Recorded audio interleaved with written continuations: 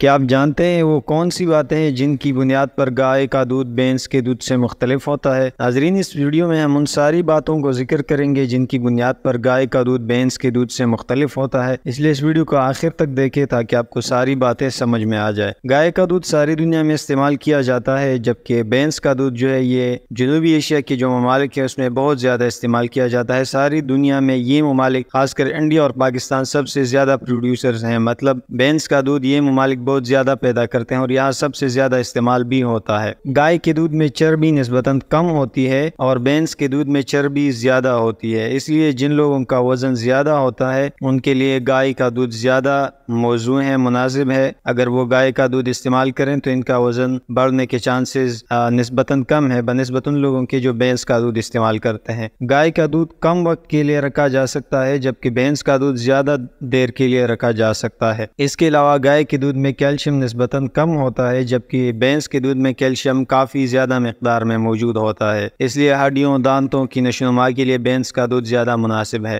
گائے کے دودھ میں کولیسٹرول نسبتاً زیادہ ہوتا ہے اور بھینس کے دودھ میں کولیسٹرول جو ہے وہ نسبتاً کم ہوتا ہے۔ گائے کا دودھ جو ہے وہ پنیر اور دہی وغیرہ، اس سے جب آپ پنیر دہی وغیرہ بنائیں تو یہ ہلکا اور کم گاڑھا ہوگا، جبکہ آپ بھینس کے دودھ سے پنیر دہی وغیرہ بنائیں، ڈیری پروڈکٹس بنائیں تو وہ کریمی اور گاڑھے ہوں گے۔ اس لیے اگر آپ پنیر بنانا چاہتے ہیں، دہی بنانا چاہتے ہیں تو اس کے لیے زیادہ موزوں بھینس کا دودھ ہے۔ اس کے علاوہ گائے کا دودھ جو ہے وہ جلدی ہضم ہوتا ہے، اس لیے بچوں کے لیے گائے کا دودھ زیادہ مناسب ہے بنسبت بھینس کے دودھ کے، کیونکہ وہ نسبتاً دیر سے ہضم ہوتا ہے۔ امید ہے یہ ویڈیو آپ کو پسند آئی ہوگی۔ اس کے علاوہ اگر کوئی بات ہم سے رہ گئی ہے اس ویڈیو میں اور آپ کو معلوم ہے تو پلیز کائنڈلی کمنٹ سیکشن میں ہمیں بتائیے۔ اگر آپ سمجھتے ہیں کہ یہ ویڈیو آپ کے دوستوں کے لیے مفید ہو سکتی ہے تو اس کو شیئر ضرور کیجیے، ہمارے چینل کو سبسکرائب کیجیے۔ Thank you so much.